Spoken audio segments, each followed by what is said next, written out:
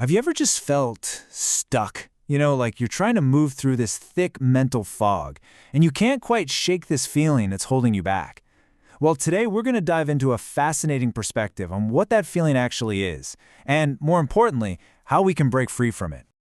So what is really behind that feeling? I mean, it's more than just having a bad day, right?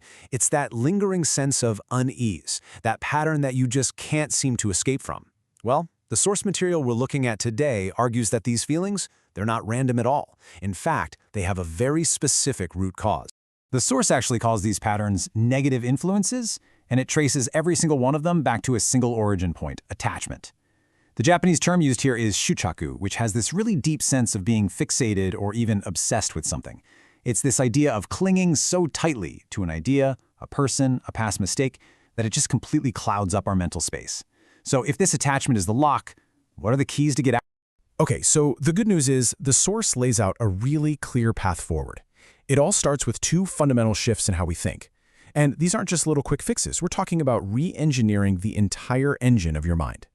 All right, so here are the two keys. First, we have to shift our entire orientation from a taking mindset to a giving one. And second, we need to actively practice detachment from things that are, by their very nature, temporary. Let's break down that first idea. This is where it gets really interesting. The taking mind, or ubao kokoro, is the one that's constantly asking, what's in it for me? What can I get out of this? And our source says this is a direct, one-way ticket to attachment and suffering. But the giving mind, the atero kokoro, well, it flips the script entirely. It asks, what can I offer? How can I contribute? And apparently, that simple shift in focus is an incredibly powerful tool for just letting go. And that first key leads right into the second one, detachment. The source gives us this powerful reminder that this physical world, everything we can see and touch, it's all transient. It's all going to pass away eventually. And if we can really internalize that, we can practice not letting our hearts and minds get captured by stuff that just isn't going to last. It's all about keeping a clear, transparent mind that isn't weighed down. So we've got these two keys to change our mindset. But the source takes it a step deeper, suggesting that this whole new approach leads to a really radical redefinition of what success and failure even mean. This is about changing the entire game you thought you were playing. And this brings us to this really powerful distinction between two different kinds of victory.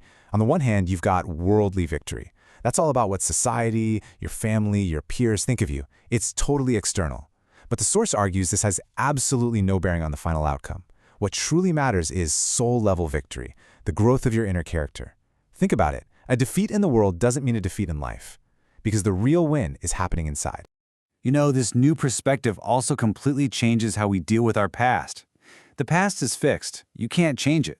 But the future? That's totally malleable. So the advice here is, yeah, of course, reflect on your mistakes, but don't become a prisoner to them. Once you've reflected and learned the lesson, you're supposed to let it go and just use that knowledge to build a better future. The whole goal is to stop regret from becoming just another attachment we're clinging to. Okay, so you do all this work. What's the payoff? What does it actually feel like when you finally break an attachment? And maybe even more important, once you're free, how in the world do you stay that way? This last part is all about that feeling of liberation and the work it takes to keep it. I absolutely love this quote from the source. It's so vivid, right? That moment of release, it isn't some slow fade. It's described as this really distinct, crisp sensation, like peeling off a piece of old, stubborn wallpaper from a wall. A clean break. That feeling of something that was stuck, just finally coming loose. But this is the big question, isn't it? Because breaking free once is one thing, but those old habits, those old patterns, man, they can be persistent. Our source is super clear that even after you've peeled that wallpaper off, you have to stay vigilant, because those feelings can creep back in if you fall into the same old routines. So, how do you stay liberated? Well, it's an active, ongoing process. It's about consciously choosing a bright and constructive way to live your life. And I find this last idea really powerful. Avoiding matching the frequency of suffering. It's almost as if negativity is broadcasting on its own wavelength, and the key is to actively choose not to tune into it. You're intentionally changing your internal channel for good. So if there is one core message, one big idea to take away from all of this, it's this right here. According to our source, the final scorecard of your life isn't written by what you achieve on the outside or what other people think. The true victory, the one that actually lasts, is decided internally, within your own soul. And that really leaves us with a final thought to chew on. Forget about the worldly scorecard for just a minute. What would it actually look like for you to achieve a victory on the level of the soul? What would that feel like? Now that's the real game to play.